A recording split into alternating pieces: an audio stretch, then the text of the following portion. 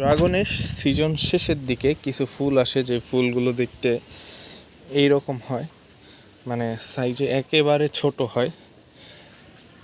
এর মধ্যে আমার এই একটা ফুল, এটা ক্রস ছিল, এটা নষ্ট হয়ে গেছে, ফেলে দিতে হবে। আর এইদিকে এখনো পর্যন্ত ধরেন টোটাল সব মিলিয়ে 15টার মতো পুরো বাগানে আমার ফুল রয়েছে, মানে ফল সেট হওয়া আছে।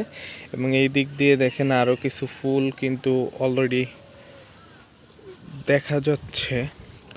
আমি জানি না, আমি মনে হয় আরও 2-3 ভিডিও আগে আমি বলছিলাম যে এটা শেষ ধাপ, কিন্তু সেই শেষ ধাপ আর শেষ হয়নি।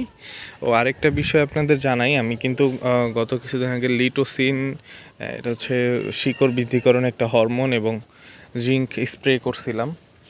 এর পরপরই যেই ফল ওই সময় গাছে ছিল, সেই ফলগুলোর সাইজ দেখেন, মাশাল্লাহ, মানে অলমোস্ট 400-450 গ্রামের কম হবে না এটা যে সাইজ।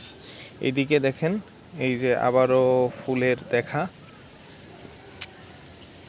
সিজনের শুরুর দিকে আসলে এইরকম একটা ফুল খুবই এক্সাইটিং, মানে একটা অনুভূতি দেয়। কিন্তু আসলে সিজনের শেষের দিকে এখন ফুল দেখতে দেখতে অভ্যস্ত হয়ে গেছি, মানে গাছতে, যার কারণে অতটা বেশি সারপ্রাইজিং লাগে না।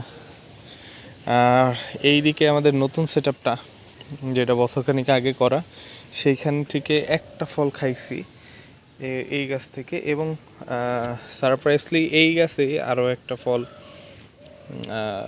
অলরেডি চলে আসছে। যে এতে বুঝলাম যে এই গাছটাতে মূলত ফল ভালো হয়, বাকিগুলো কিন্তু এখনো পর্যন্ত একই অবস্থায় আছে, গ্রোথ নিচ্ছে, কিন্তু ফল ফুলের কোনো দেখা নাই। ড্রাগনের আপডেট হিসেবে এই ছিল সর্বশেষ। আর আমার কর্নিমেয়ার যেই জাতটা অবহেলায় ছিল, কিন্তু এটা যে এত ভালো জাত, মানে একটু ডিফারেন্ট। ভালো বলতে আসলে ড্রাগনের সব জাতই ভালো বলা যায়, কিন্তু যে জাতগুলো একটু রেয়ার সেইগুলারে একটু বেশি দামে বিক্রি করা হয়। কর্নিমেয়ারটা হচ্ছে ফুলের দিক দিয়ে একটু ডিফারেন্ট হয়, কারণ এটা ফুল লাল হয় এবং এটা ফলটা সবুজ হয়, এটা ফলটা লাল অথবা হলুদ হয় না। আর এই প্রথমবারের মতো আমার ছাদে কর্নিমেয়ার ফুটছিল, বাট রেনুর জন্য টিকাইতে পারিনি। কর্নিমেয়ার একটা ক্রস জাত। আর এই দিকে আমার সম্ভবত হলুদ আছে, কিন্তু হলুদটাও এখনও পর্যন্ত টিকানো সম্ভব হয়নি। আমার ছাদে এই পর্যন্ত লাল এবং সাদা, ভিতরে সাদা, মানে উপরে লাল এবং ভিতরে সাদা এবং লাল, এই দুই ধরনের ফলই আমি আমার ছাদ থেকে খাইছি। আশা করি সামনে হলুদ হবে এবং কর্নিমেয়ারটা টিকবে।